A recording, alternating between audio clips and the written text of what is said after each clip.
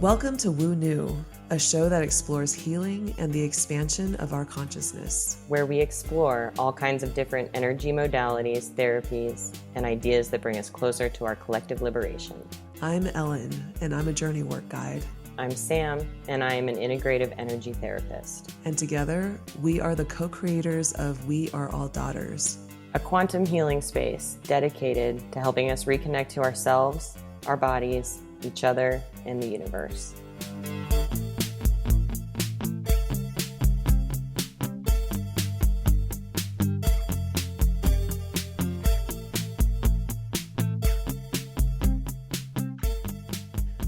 We're sitting here today with Ayako Mansell, who is a compassionate coach that specializes in cannabis. And we've tried to have this interview actually a few times. And the last time there was a wood chipper outside my window that made it impossible. But I always feel like it's divine timing when these conversations are happening.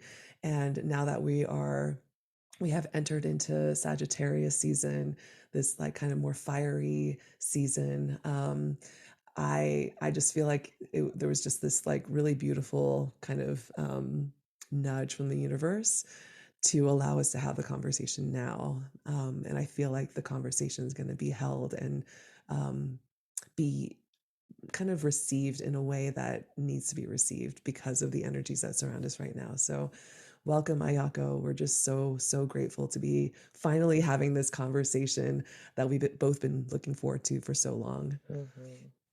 Thank you so much, Ellen and Samantha. I'm really happy to be here. And in terms of fire energy, my Sagittarius stellium is really happy. So maybe that's what was waiting for. Totally. I love it. I didn't even realize that. That's awesome. Yeah. My moon, my rising, and a couple of other outer planets are all in Sagittarius. And so I've been learning a little bit more about that because I've gone through grocery store checkouts and people are like, "Are you a fire sign?" And I'm like, really? Virgo. My son is a Virgo, and so I'm always like, no. That's so funny. I'm a Sag moon as well, and so Okay. we share that in common for sure. Beautiful. Oh man, I'm really excited to dig in with you because we just had a conversation with Kate Johnson, who's also a cannabis coach, and I just find that every single coach has a different perspective and relationship with the plant, and while the information may be similar, it's like the emphasis and just who you are energetically brings out a whole different element because of your special, unique relationship with cannabis. So yeah, let's dig in and let's start, where we always, like Sam and I always love to start at the beginning, but we are always so curious what brings people to the medicine. And so if you could share with us your story, your backstory, like your origin story of how you came in relationship with cannabis. Yeah, that would be a great place to start. Oh gosh. Well, I think even as, we kind of grow in the space of using all of these different plants and avenues, I think the story changes, right? We look at it one way, and my story casually used to be, oh, well, I picked it up in college and I kept it along and everything else like that. And, the more we uncover about ourselves and our experiences and what we had to deal with growing up, which might not have always been really cognizant to us, right? Like we don't know about a lot of the trauma that we experience, especially when you're talking about like CPTSD and really extreme things like neurodivergency and everything else. And so looking at it now, I started using it in college because I found it, and I was helping treat a lot of, just kind of getting out of the house and kind of starting things on my own, but also winding up in abusive relationships and using that for, treatment for myself for the PTSD from that, and a lot of other things. And so I always kept it around, and the assumption or the kind of the story, or like if you want to talk to my family, right? I was just a stoner. right? Right. I mean, I think that's a lot of people's story, right? People just look at it Yeah. like, oh, well, you're just a stoner, right? Like you're just smoking. And when you don't have access, when you don't have, regulated products or anything else like that, and I'm not for or against either one, but um, you just get what you can take, right? And you use it in the way Mhm. that you were taught to use it in. So if smoking was the way that you were taught to use it in, that's what you do on a regular basis. Um, and then I went through life, and other things happened, and as I moved out to where I'm living right now, which is the southern Paiute area in like what's known as Las Vegas, um, I moved in with my parents again and was kind of dealing with a lot of other things, and came to cannabis for health reasons, and CBD more specifically in a lot of ways. But I started to realize how unbalanced my use of cannabis was, right? Like I only used THC heavy products. So when I finally got my medical card, that was the majority of the things that I was using. But as you start your journey, you start to uncover a lot of things like, oh, well, not all of these things that we were told or taught at one point in time, or that we learned through the grapevine, are actually real, are actually true. Mm. But also, just because cannabis is cannabis, right? We've been prevented from learning a lot of it for a long time. Yeah. So, or what we do know was hidden, or not talked about, and there's patents on this plant from back in the 80s. It's really extreme when you look at it, like a lot of the history of it. So we learn what we are taught, and then as we uncover new things, right, we kind of have to unlearn and relearn how to um, engage with these different Mm. avenues of healing and support, right, through all of those things. Thank you for mentioning that because yeah, there is such a complicated and colonized history with this plant that Mm-hmm. for me, even being in relationship with cannabis, I had to really dig into my stigma and Mm-hmm. understand where that whole, like you named it, like the stoner kind of Well, label especially came if you have from. a Asian background. That too, yeah. I mean, almost anything else is accepted except that, in Right. certain ways, right? Like, yeah, it's yeah, for sure. Yeah. And what I find so interesting is that cannabis is part of TCM. Like it has Hmm. like Yep. traditions in traditional Chinese Hmm. medicine, which Yeah. I'm just Yeah. like, where the hell did that kind of go off Yeah. the rails? I think Well, with the whole, the history of cannabis, that is the origins of the history. It's yeah, coming from Asia, right? I mean, it yeah, wouldn't be called indica without being in India. um, right. right? I mean, there's that, like there's a lot of layers to the history, right? Like not just the American US history, but like the actual history of the plant. Yeah.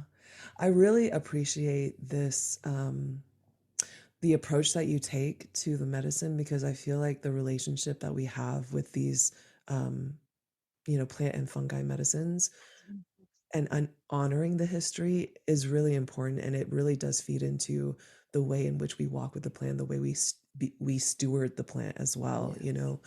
and so yeah, I just have to say thank you for just the Mhm. consciousness to that. Mm. Mm. I appreciate that. I I'm I'm here to teach others, right? I definitely have said along the way, I'm just here to share the message, right? um, because I pick these things up from using these compounds, right? And at the end of the day, they're basically all just different chemicals, and they all just interact in our body different ways. And when you start to break some of that down, that's where all the fascinating part comes from it. So if you want to start like going into this spiritual conversation, right? We look at the history of what the endocannabinoid system really is. And I mean, it's for for not only humans, but all Mhm. vertebrates. So not just mammals, but all vertebrates all have an endocannabinoid system. Um, Meaning that we have all engaged with this plant so much so that our Wow. body has developed a running system that engages with it, right? Whether or not we use cannabis at all, right? Everybody has an endocannabinoid system without using cannabis, like plant cannabis. So Um, wait, can Yeah, I'm so am I fascinated by understand? this. I I was know. like, Like, hold whoa. on. So what you're saying is that the history of like all vertebrates, like mhm, basically throughout time in the yes, evolution of all of our species, had so much communion with yeah, the cannabis plant that we developed this endocannabinoid system. yeah, yeah. I mean, Holy shit! I did not just even realize that. thinking about that like blows my mind every right? Like just Yeah. that concept. You're just like, oh, okay, well, this plant developed within us, right? Like almost like Along in with us. like Yeah, as yes, part yeah, of us so much so, almost. yeah, yeah, Holy Wow. shit. I had yeah. no idea. Okay, keep going. Sorry, Yeah, tell us some more. that was a game-changing fact for me, Yeah, actually. So yeah. thank you for sharing that. Sure. Yeah. Well, I mean, and like that's where the awe comes from for me in this plan. I'm like, wait, we have a body system? Wait, all things have body? All wait, all mammals? Wait, more than just mammals? It was just like, Wow. wow. Yeah. And then like so not only there's that, right? But then when you're talking about known history and you're talking about, Asian history more specifically, because that's where all the history from for cannabis comes from. Mm. You're talking about century old, like century old medicine, right? Yeah. And just like you said, Ellen, somewhere it got either demonized or the concept of the psychedelic aspect, right? Or all these Mhm. different compounds and how they're treating it. But what we know about science, well, what we know through science now too, is that as they were treating it or as they were turning it into different things, that's where different compounds come into play. Like different compounds grow from each other or age from each other or heat from each other or other things like Mm. that. And so maybe some of the other compounds became quote unquote more demonized, but because it just came Mm. from the plant, the whole plant gets thrown out. And Right. then when you're talking about the textile history or any other kind of concept of history, hemp seeds were are literally part of history in that they made clothes, they made all the Mm. ropes, they made Mhm. most of the sails that the boats were sailing with and on. And that's why a lot of those things are still very like they're still around. Like we still have Mm. access to a lot of those things because they were made from hemp and that fiber is so amazingly strong. Mm. They would send hemp seeds and after they found it in India, they would send it along on their journeys to America. And when they found America, they were like, oh, look, there's this whole open place that we can grow hemp at. So they were sending hemp not only for food source, but they were also sending it to actually make people grow it. I mean, then you're talking Oh, about US wow. history.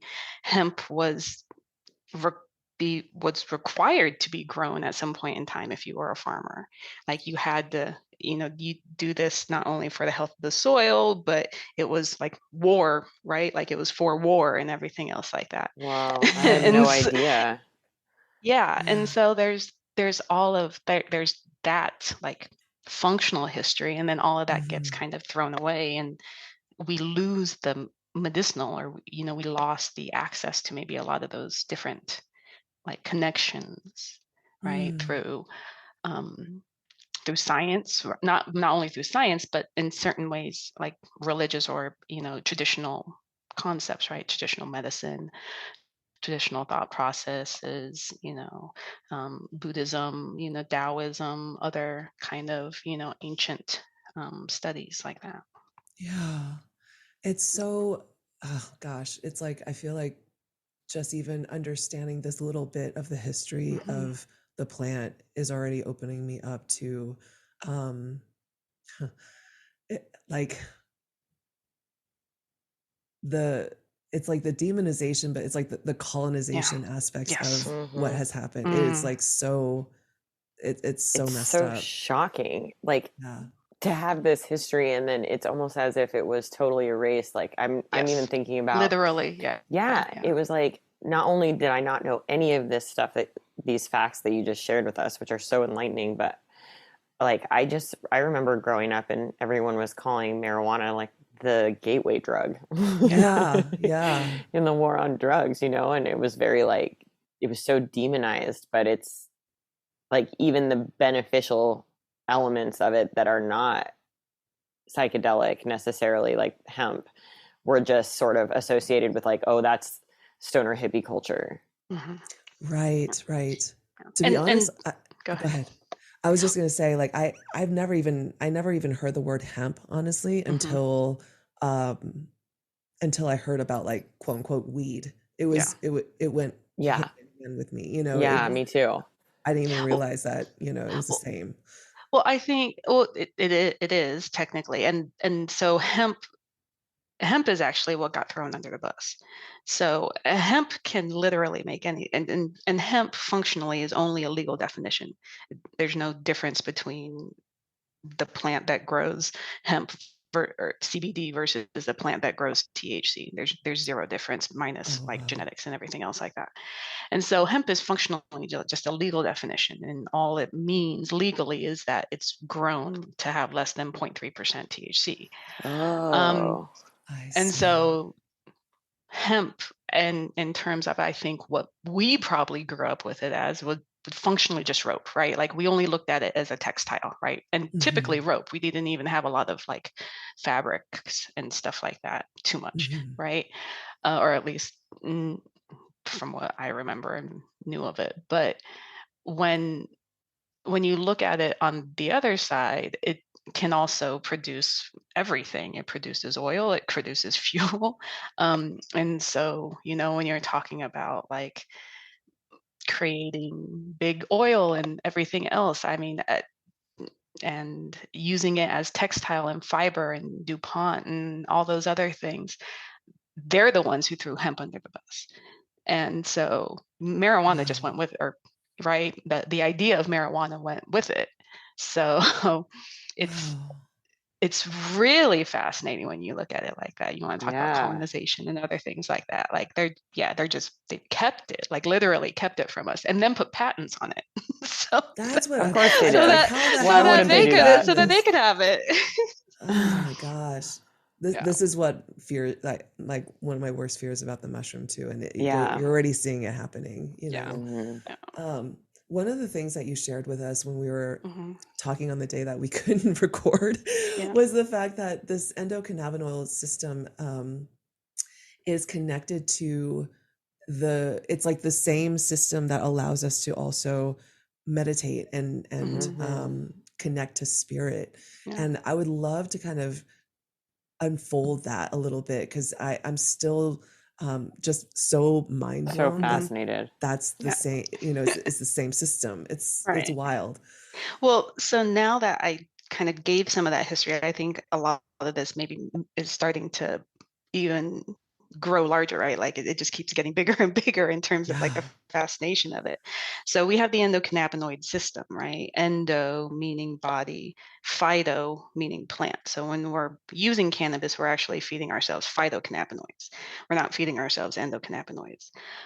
But the what has functionally been happening, and what a lot of the more severe conditions are being labeled as, like fibromyalgia and everything else, and I have a deeper connection to autism that I'll probably go off onto a tangent on at some point in time in my experience and career. But yeah, they're being labeled as chronic endocannabinoid deficiencies. So when you look at that in a scientific aspect, we're just looking at the fact that we haven't been using phytocannabinoids for generations, right? Mm, Maybe even mhm, more. mhm, It's a while, and so we may be the first ones to actually engage with the phytocannabinoids to feed the endocannabinoid system. But what the endocannabinoid system is, and when they discovered probably the two main endocannabinoids that most people talk about, one of them is named after the Sanskrit word ananda, meaning bliss.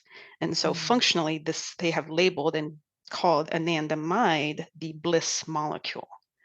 Oh. And so anandamide, what we already know in terms of that, it's that it is responsible for everything from orgasm to, it's expressed in breast milk. It's also responsible for things like the runner's high, and transcendental meditation and everything else like that. And so Wow. I jokingly said I was watching a monk post stuff about cannabis on TikTok, and I was just like, oh, but I have something to say about that. We're just kind of shortcutting all of that. So yeah, I get it. I get it. But we can engage with the system that we have in other ways. And guess what? We're functionally made to work with this plant, right? There's, in my mind, there's no other way for that endocannabinoid system to be there, right? So Yeah. Oh, wow. yeah. That's amazing. So it's like, what was the second endocannabinoid that you were talking about? I believe it's 2AG. So there's anandamide, and then 2AG would be the endocannabinoids, our body's cannabinoids. Okay. So what does the other one do? I I haven't maybe looked researched as much into that, right? Like when you hear about anandamide, you're like, oh, that makes total sense. Totally. But yeah, it they all functionally help just create balance in the body. So the endocannabinoid system, at the end of the day, creates and maintains balance. And so I the fact see. that, like, things like fibromyalgia, your whole body's out of balance, or the whole endocannabinoid system is out of balance, which is sending other parts of the body system into out of balance. Does that affect autoimmune disease too? Yes, 100%. Okay, I would imagine Or at that would least, be very so much I at the mean, core of that. I here's my thing. I am not a doctor. This is not Right. health or medical advice, right? But yes, Mhm. and my answer, yes, absolutely. Yeah, that makes sense. Yeah. So then technically cannabis, however you choose to take it, should be a really good medicine for these autoimmune Well, yeah, dis yeah. And I mean, when you're talking about not wanting to be high, or, looking for specific condition treatment, this is where all the differences between the compounds that we start to learn and kind of decode really come into play. So you just apply what you need and when you need it. And the truth is that you need a lot most of the time, especially for extreme conditions. And Mhm. most people are maybe only taking a very small amount, so they're most of the time people are just dealing with symptom control. Not Right. many people really go into this big deep, I'm gonna go do a whole treatment on myself and take a gram of RSO a day kind of a thing. But you know everybody goes to it for different reasons.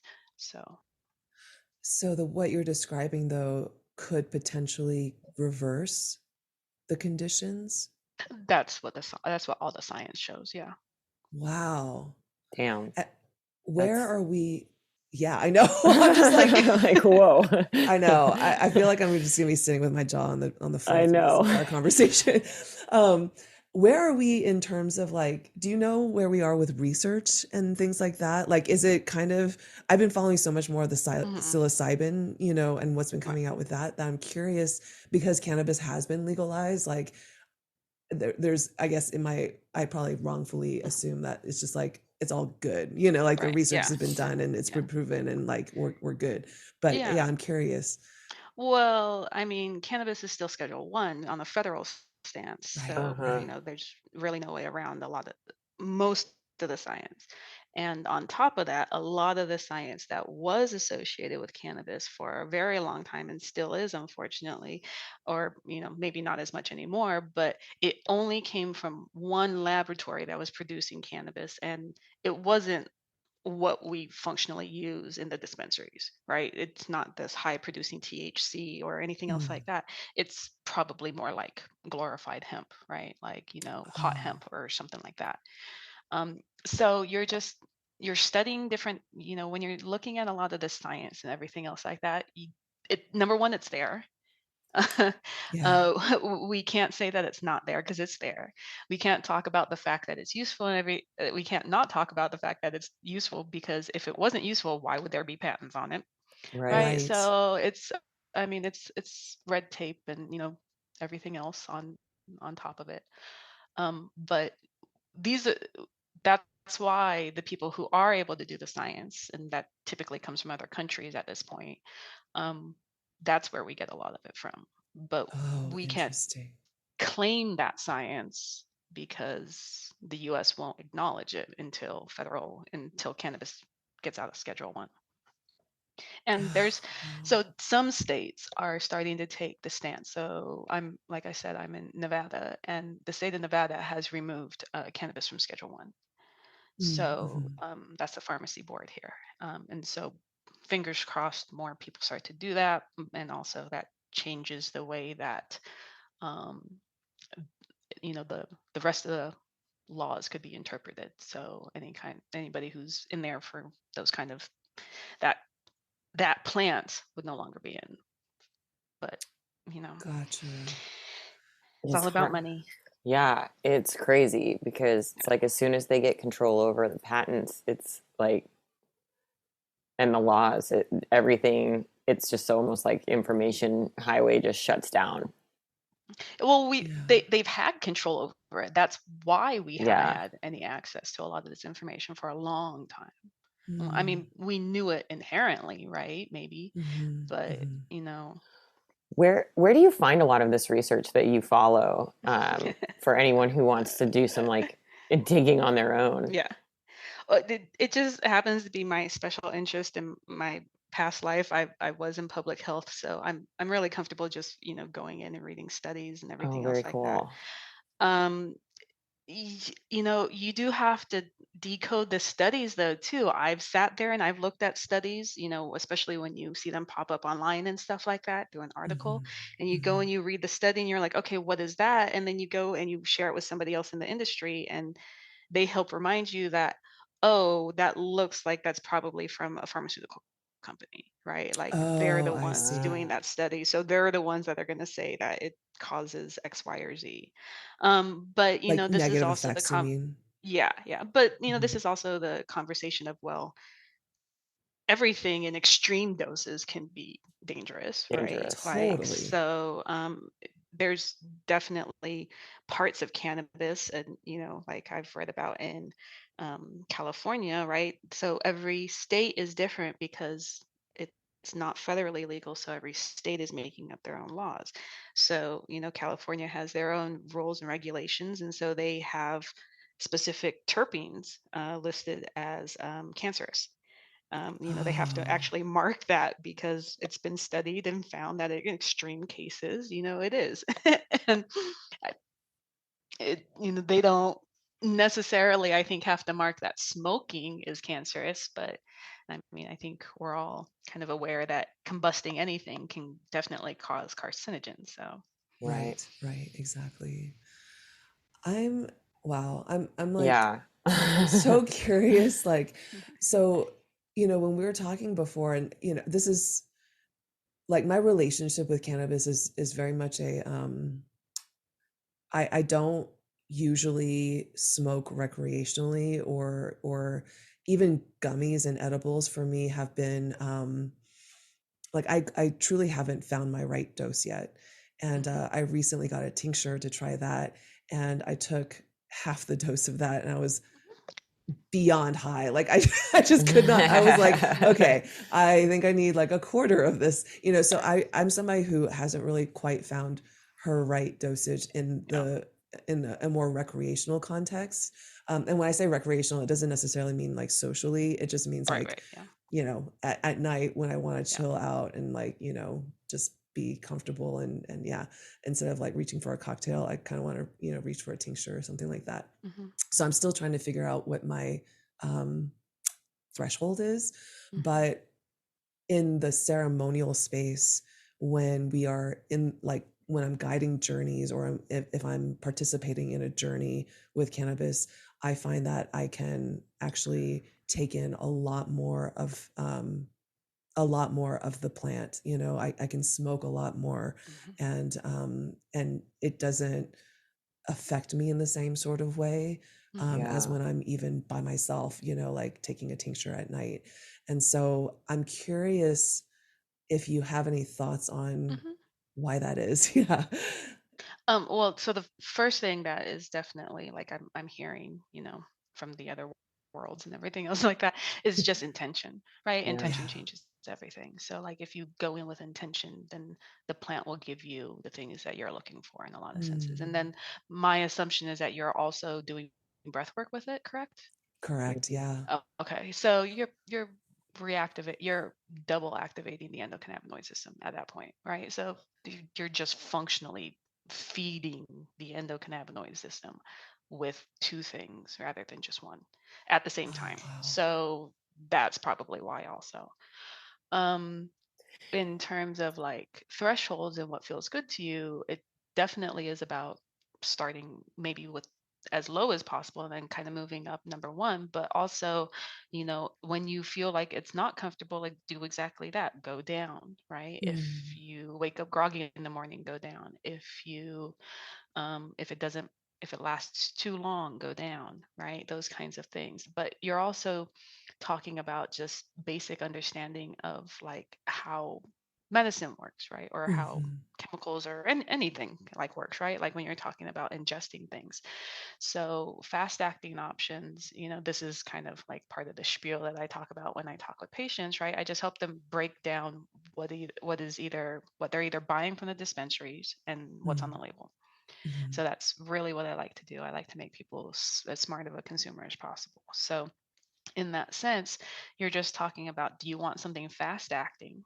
Right. So you're talking Mhm. about like a tincture, or do you want something longer lasting? So something that maybe isn't going to work very quickly, like an edible or something, but Ah, will gotcha. last longer and more extended Wow. times Mm. too. I So didn't it's realize just about, tinctures. Sorry, go ahead. no, it's okay. Yeah. It's functionally just about understanding how the products work. And Yeah. Mm. somebody's not going to hand you a tincture and say, hey, this only lasts for, 1 to 4 hours. Right? And not somebody's not going to tell you, hand you an edible. They might tell you, oh, this isn't going to work very quickly, but they're going to tell you be in for a ride. Right? So they're telling you it without telling you it. Right. But I don't know, maybe maybe with my neurodivergency, I just like to be a lot more direct. Yeah. Yeah. Tincture, anything you're absorbed in your mouth, you're talking about 1 to 4 hours. So that's smoking, that's, mints or hard candies, that's tinctures. That would be liquids or drinks, right? When you're talking about access to those kinds of things. Anything labeled nano, those are going to be fast acting options because that just means that's getting into your bloodstream faster and quicker. So it has more Mm. access to it. And so you're absorbing it more freely. Oh. This also depends on like how your digestion works. Guess what? If your digestion isn't all that great, or if you've had like certain digestive surgeries and things to that extent, then you have to be aware that edibles may or may not work the same for you as well. Right. Oh, So you want to make gotcha. sure that you're using fast absorbing products, or you're using products that are going to get into the bloodstream quickly without having to worry about it being absorbed through digestion. Mm. That Wow. makes a lot of sense. I mean, I guess I should have assumed that tinctures, because they're absorbed through in your mouth, Oral. Yeah. were would be more fast acting, but that Mhm. never even crossed my mind. Right. Yeah. Like I just Yeah. always know that anytime I've used or tried a tincture, it's been super intense, and so I've Hmm. stayed away from them completely. Right. And so in that sense, I mean that to me, tinctures are a product that I love to suggest to people because guess what? You can put one drop in your tongue, right? Like you do not have to do a whole dropper every single time you do it. Mm. You can Mhm. very much control exactly how much you want. So you can Yeah. do 2 drops. And when we're talking about cannabis, that's one thing. But I like if you're talking about other psychedelics, I'm definitely in that mode for that because like, microdosing, I think microdosing is different for everybody, especially when you're talking about getting into other, medicines and stuff. But like, you start small, right? See what does feel good to you. And then now that you know that it lasts 1 to 4 hours, the same like as smoking does, it's the same idea of you only taking one puff off of a vape pen and putting it down, Mm. Mhm. Mhm. right? That's If you're me. only taking That's one drop. Well, yeah, and that's so totally maybe me. two Okay. two drops is what is better for you than like a dropper kind of a thing. Gotcha. Okay. That makes so much sense because Yeah. when I was looking at the tincture and it says 10 milligrams, and so half a dropper technically should be 5 milligrams. I'm like, okay, Right. that's not a big deal. Okay, 5 milligrams, I could take it. Mhm. Hell no, I could not take Mm-mm. 5 milligrams. It Yeah. was too high. So I'm like, okay, thank you for the. I mean, I was like, Mhm. there was almost a moment where I was like, man, maybe I should take more because obviously it, takes a little while for it to hit, even though it is Mhm. fast acting. Mhm. Um, but as soon as it started to come on, I was just like, oh, damn. Okay. Yeah. Whoa, this is actually Mhm. quite intense. Yeah. So yeah, thank you for the drop Mhm. suggestion. Yeah. Yeah. Yeah. I've actually made tinctures before with like valerian root or Yeah. passion flower to help me sleep. Mhm. And it was the same thing with those tinctures. Now that we're talking about it, like as Ellen's recounting her experience, I'm like, oh my God, that was the same thing for me. Everybody said one dose is a dropper, is like a full dropper full. And I Dropper. would Yeah. put Yeah. one drop in a cup Mhm. of tea and I Yeah. would be like zonked. Yeah. And I was like, Mm. oh, I guess I should have just like all these connections I just never made before because I never really talked about it in this context, which is Right. so helpful. It's like a conversation that's not even being had that like you're offering this insight Yeah. to Mhm. consumers that's so invaluable. Yeah. Yeah. Well, I mean, I find it really interesting. So my role mostly is helping people talking to people who are getting their medical cards.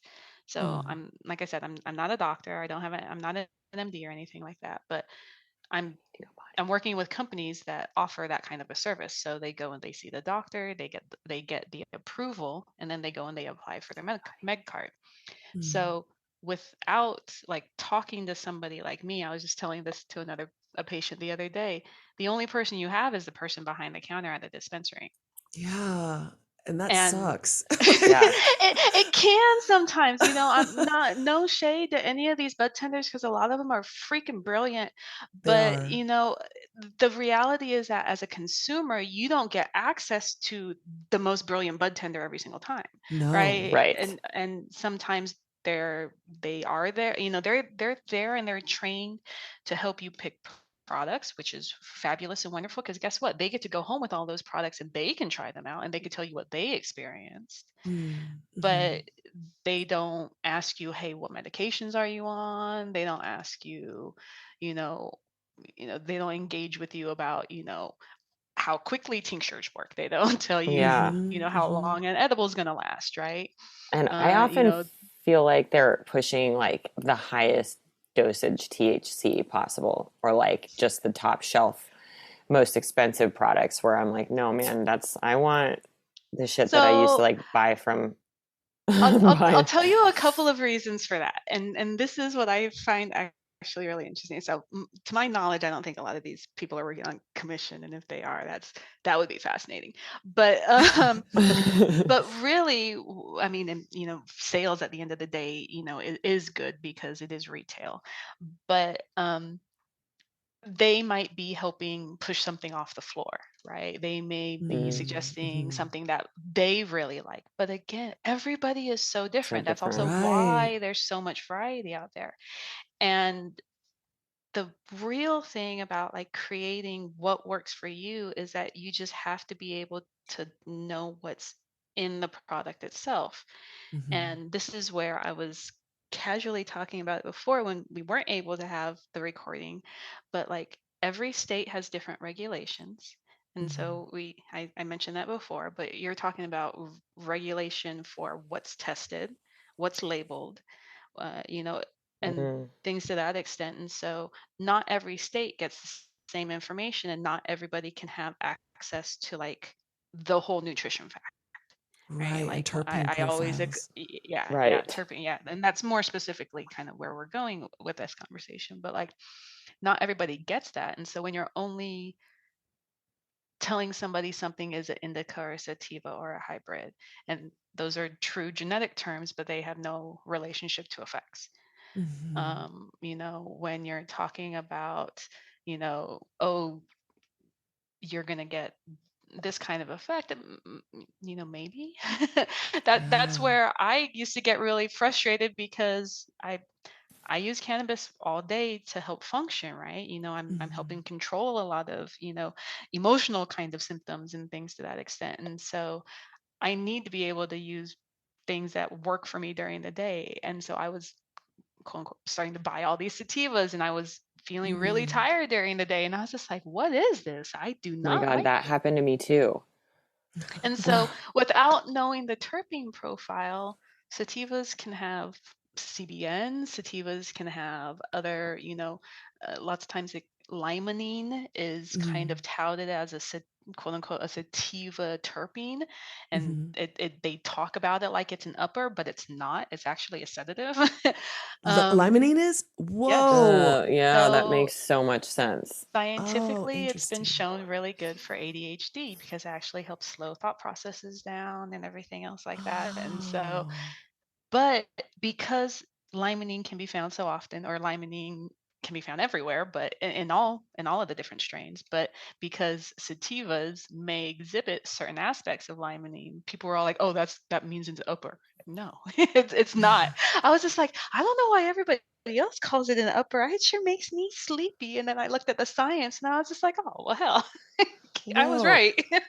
So, can you tell us which terpene actually does work as a true upper?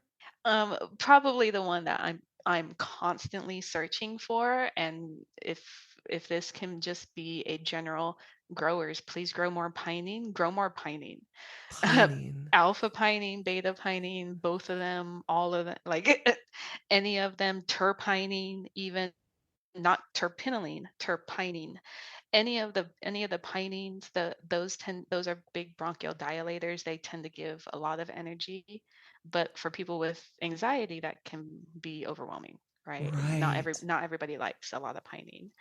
But like if you're a fan of Blue Dream, you've probably had pinene, or that's where I see a lot of pinene. Typically, you're going to see, what I started to notice is that, oh my gosh, I started my cannabis journey in illegal states, and I was just like, when I got out here to a regulated state, I was just like, oh, I'm never gonna have Blue Dream again.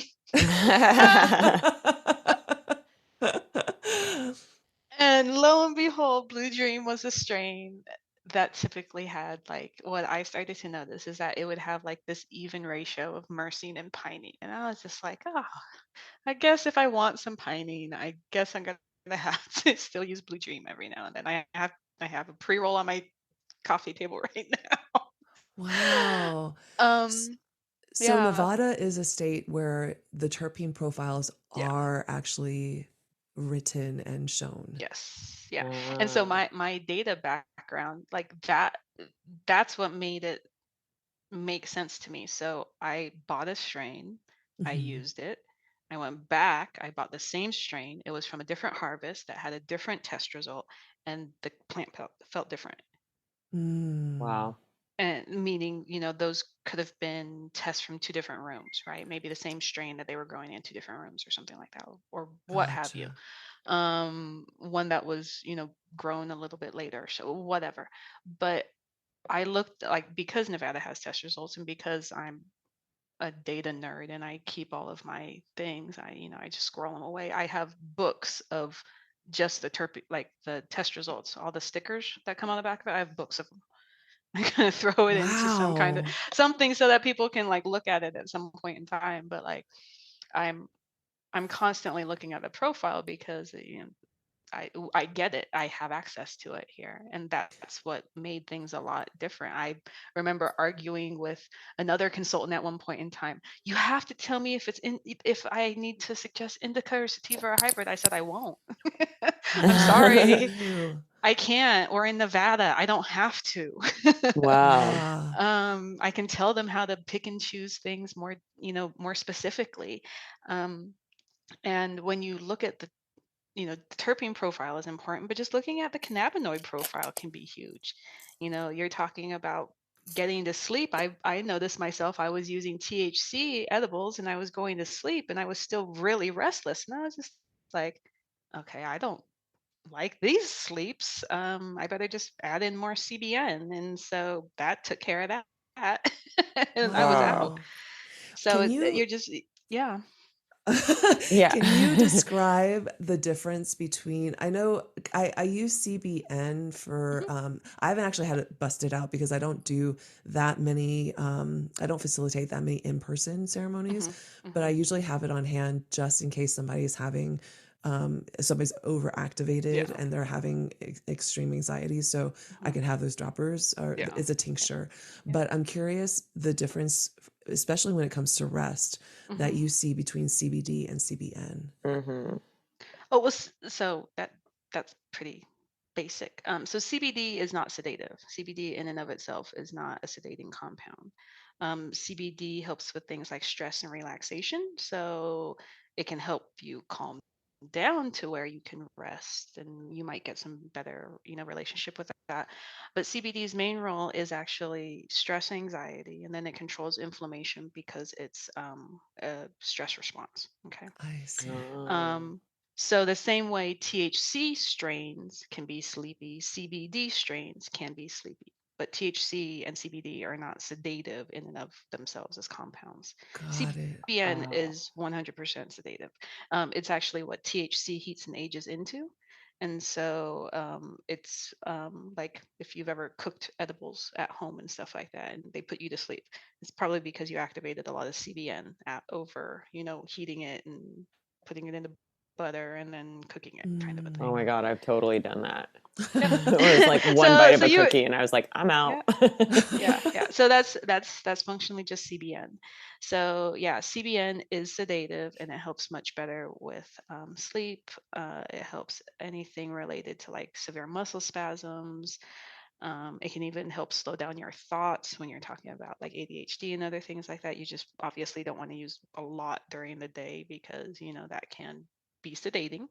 Right. Um, but it helps with like really extreme muscle spasms. If you're just talking about rest and relaxation and you don't want to use THC, you can just use CBN if you wanted to, right? Oh, CBN wow. does not have the psychoactive properties that THC does the same way because some of them have been burned off or aged out.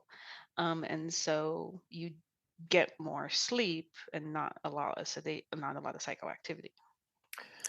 Okay, That's so this super might be a interesting. stupid question, but No. if you have weed that's been sitting around for like year or Mhm. 2 years Mhm. and then you Mhm. go and smoke it, are you Mhm. mostly smoking CBN at that point? It depends on how it's stored at the end of the day.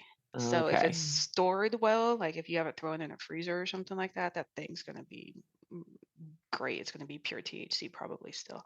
But like what somebody said, so remember I'm here in Vegas and they were like, yeah, if you leave your weed in the car, I was just like, oh crap. I was like, That makes yeah, that's sense. not going to be good. And so somebody was talking about they left it in the car maybe for, a couple of weeks or a month over the summer or something like that. And yeah, And that that was, just ruined it, yeah.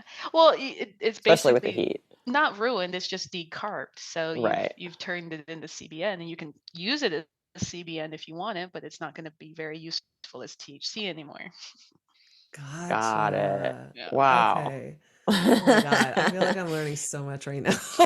Yes, this is very informative. I know. Right. And it also made me realize, like, I think because CBD sometimes is touted as like, oh, if you need to rest, get Hmm. Hmm. CBD. Yeah. But I think just you explaining that it regulates the nervous Hmm. system is what I'm hearing. Hmm. It like kind of Yeah. Hmm. deactivates that nervous system or that charge and helps you discharge so that you can rest, but it's not Mhm. necessarily sedating.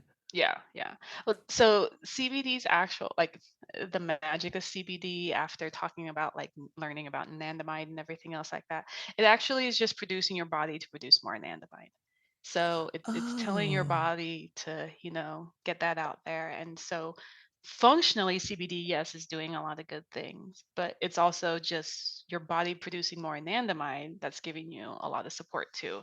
But that's also where just using CBD isn't going to help with like pain because CBD isn't going to get anything in terms of pain relief bigger than inflammation because its role is inflammation, like stress, anxiety, Mm, inflammation, really, I in got terms of it. see. a lot of the science, at least.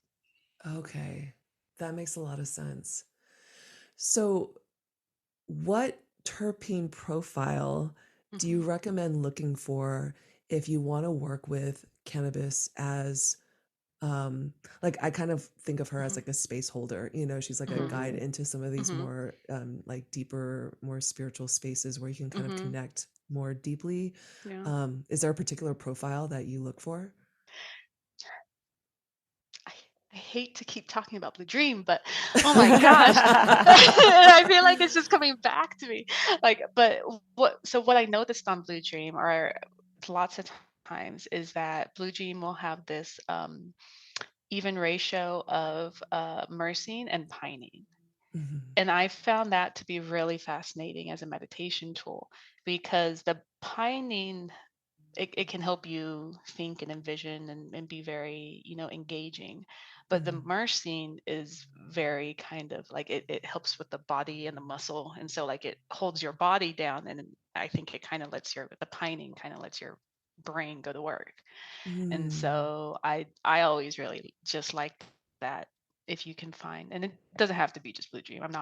I'm no way, shape, or form recommending, but because a lot of the Blue Dreams aren't always true Blue Dreams. So there's that kind of conversation Mm, behind strain names too. So strain names for me can fall away, right? Like genetics are important, but the strain names can fall away because if I just look at the terpene profile, I'm like, okay, well, I know what that's going to do. Oh, yeah. whoa. Okay, wait. So Yeah, that's so helpful because I feel like we don't get terpene profiles out here in Right. No, California. no. no. It's not regulated for your state. And that's also because you're one of the states that started it.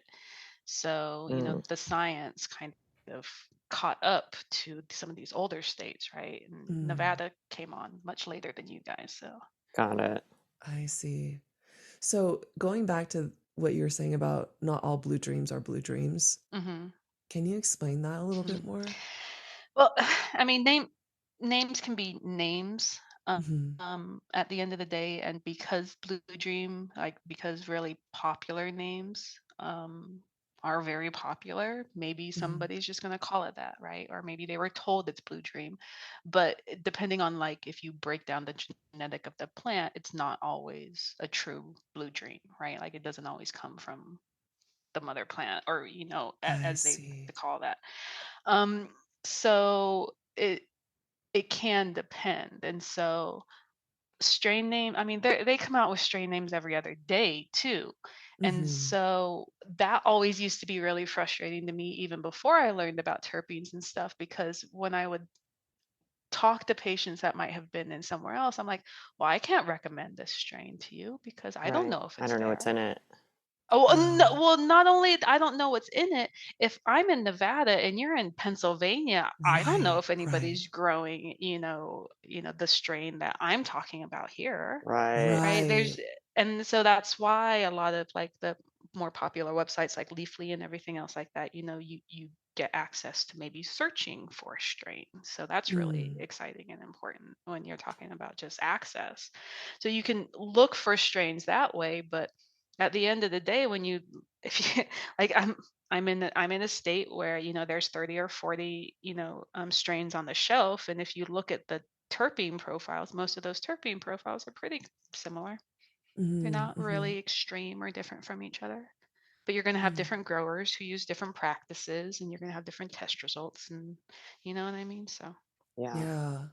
Is it fair to say then that if you're looking for Blue Dream in California, hmm even though it may be different growers and, hmm different harvests, hmm generally speaking, the terpene profile should be a little bit more consistent? No. Oh no. Well, no, because that you can't. It's a plant. You can't always say this is going to grow this, right? Like the same Mm, way with like a yellow poppy or something like that.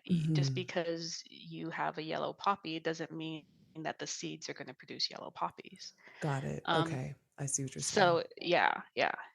Yes and no. Like, and that's why like we don't or we can't. But scientifically, they've been kind of growing certain terpenes either with like specific light sources or other things like Mm. that, and that's mm. just stuff that I hear kind of through the grapevine, and I'm just like, oh well, hell, if they're doing that, like just grow me more pinene already. Exactly. I'm like, not everybody needs mercy. I know you're helping out everybody who's on pain pills, but come on. Yeah. Pining. I need to remember that because I feel like Yeah. in the ceremonial space, that's going to be really, really Hmm. beneficial. Yeah. Oh my God. This It's conversation's it's been like so it's good. just really invigorating. So just pay attention to, who it who's sensitive to it, I think at the end of the day. Yeah, that's a Gotcha. really good note. Yeah, because it could cause paranoia in Hmm. some ways. Yeah. And Okay. it's a bronchial dilator, so it helps with oxygen flow, but sometimes that can be overwhelming, especially if you're talking about breath work too, right? So Yeah. you might Right. be exacerbating certain Mm. things just and certain times. So just be careful. But everybody's different. So I know people who don't touch pinene at all and will never use it because it's too much for them. And I'm over here like, give it all to me. Yeah. I feel like I'm in your camp. I'm like, I Yeah, can't yeah, wait to go search give it. this out. Yeah. Me too.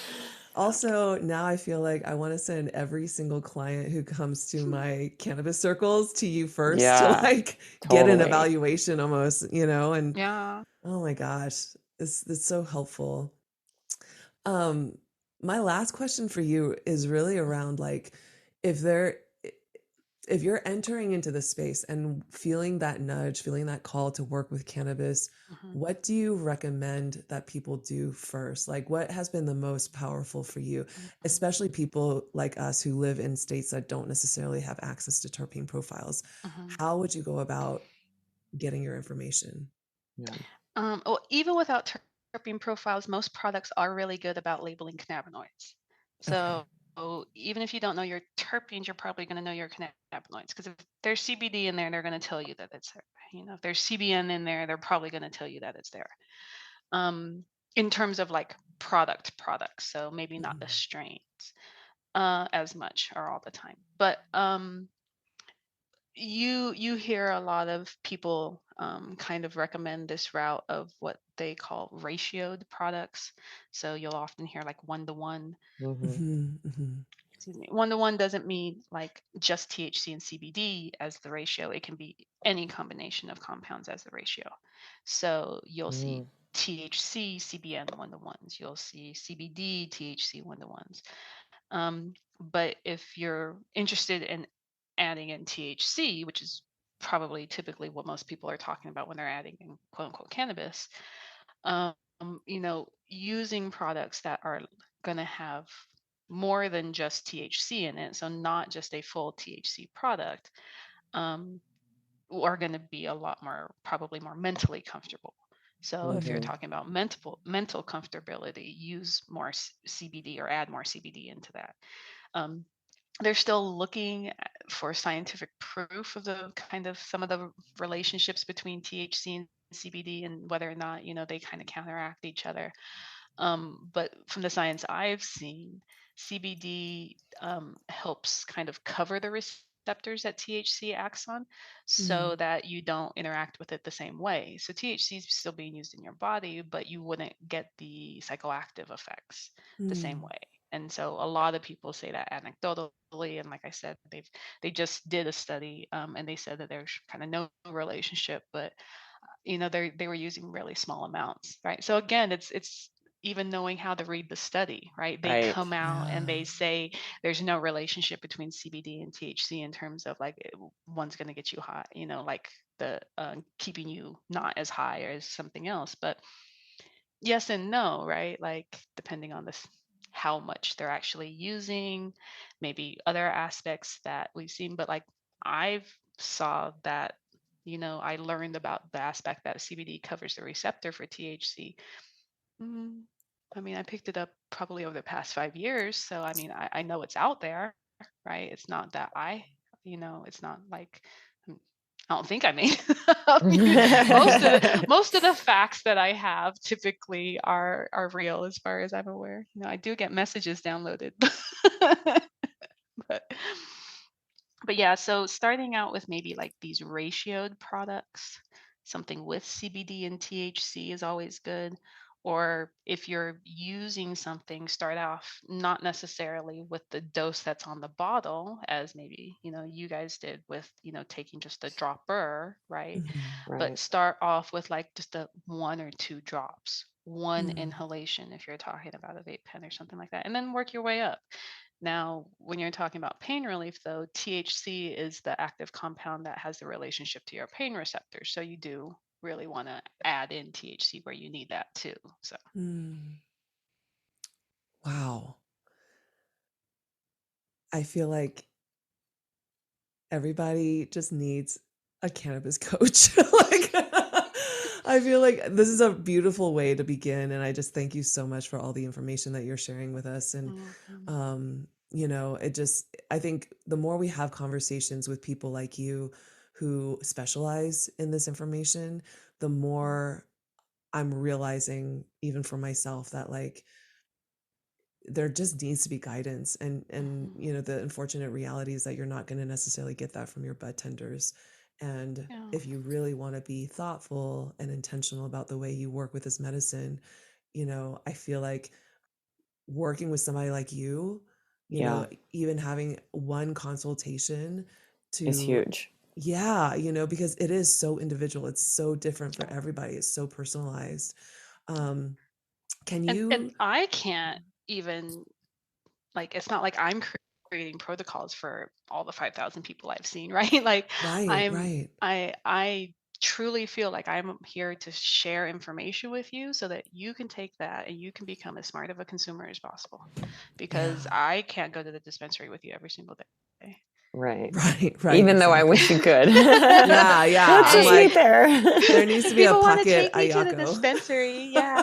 And I'm telling you, with an app, I've Yeah, one man. of these days. Absolutely.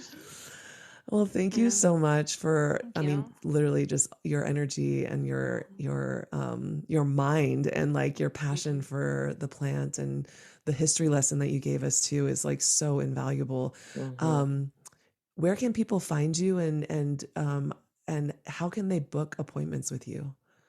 Well, so my website is myhempfairy.com, HEMP, and then fairy, FAIRY. And you can find a lot of my information there, some of my, past talks or, videos, as well as I also work for the medical card company, Veriheal. And so you can go to Veriheal. They have amazing science articles too, I can say. I definitely read through them. And at the end of all of those articles, there's usually science articles linked. And so you can find a lot of that science that I talk about probably through that too. And for Very Heal, I'm what they call a compassionate coach or a cannabis coach. And so you can call and ask for a personalized consult or a personalized consultation with me specifically. And so all you have to do is call and ask for Ayako Mansell, and they'll put you on my schedule. Sometimes I don't think you can't do it online and choose to have an appointment with me, but if you call, and they have an 800 number and they're open 24 hours, so you can call and they can schedule appointments. Oh, amazing. Oh, that's beautiful. Yeah, thank you so much, Ayako. This is like, I'm going to be processing this and probably reaching back out to you. I have so many more questions, but I am like, okay, I'm going to write all this stuff down and start really doing my research. Yeah, exactly. Yeah, I feel like you've really lit a fire under both of us to do that, to really start to investigate, which is really what's necessary with all this kind of medicine, you know? Yeah, because it is your personal journey, just because I know what works for me, right? Like, I know that I like pining, right? Like those kinds of things. That just becomes powerful because you can walk into the dispensary and say, hey, where's the pining? Right. Yeah. And then they That's have huge. to do work. Right. Yeah. Hopefully they'll know. Yeah. It may take a while and they may not like you when you leave, but guess what? I'm going home with pining, so I don't care. Oh my God. Thank you so much. This is awesome. So grateful that we got a chance. Thank you for having me. Yeah. This is such an honor. I can't wait to share it. Me too. Music for Woo New is composed by Adam Miller.